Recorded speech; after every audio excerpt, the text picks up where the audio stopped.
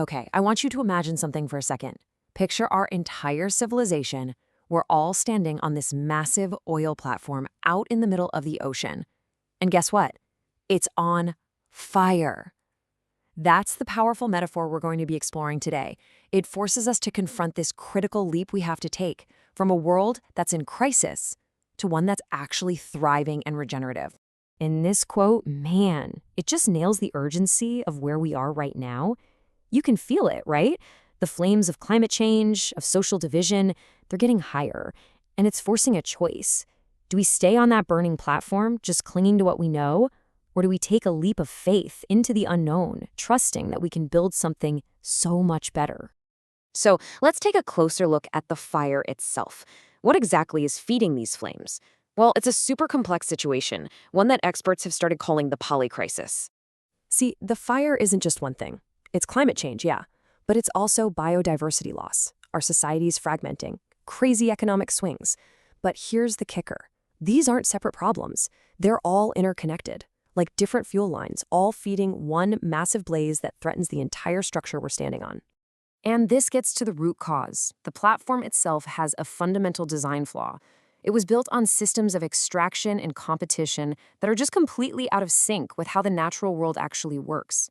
This systemic misalignment is the fuel for the fire. It's the very reason the platform is burning in the first place. Okay, so staying on a burning platform, not exactly a great long-term strategy, is it? We have to leap, but what are we leaping towards? This isn't about a quick fix. It calls for a completely new way of living, a new civilizational paradigm, a massive leap from a world of extraction to one of symbiosis. And this chart just shows you the scale of the change we're talking about. It's like a complete rewrite of our planet's operating system, right? We're moving from competition to conscious collaboration, from extraction to regeneration. It's a leap from a system that just consumes everything to one that actually creates and sustains life. So we take the leap, we jump off the burning platform. But what's waiting for us below? What catches us? Well, this is where the concept of the Phoenix platform comes in. You can think of it as the bridge that carries us over those troubled waters, from the crisis we're in to the regenerative world we so desperately need.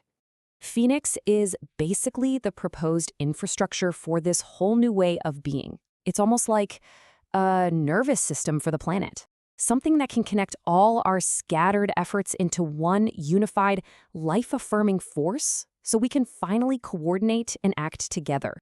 And what's so crucial here is that Phoenix isn't seen as some rigid, top-down technology that gets forced on people.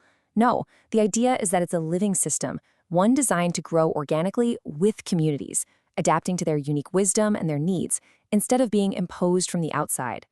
And this right here, this gets to the absolute heart of its mission.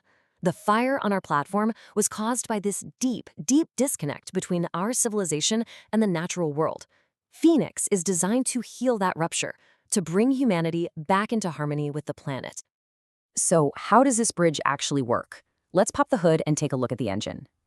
At its core is something called the synergy engine, and it really is the heart of the entire Phoenix ecosystem.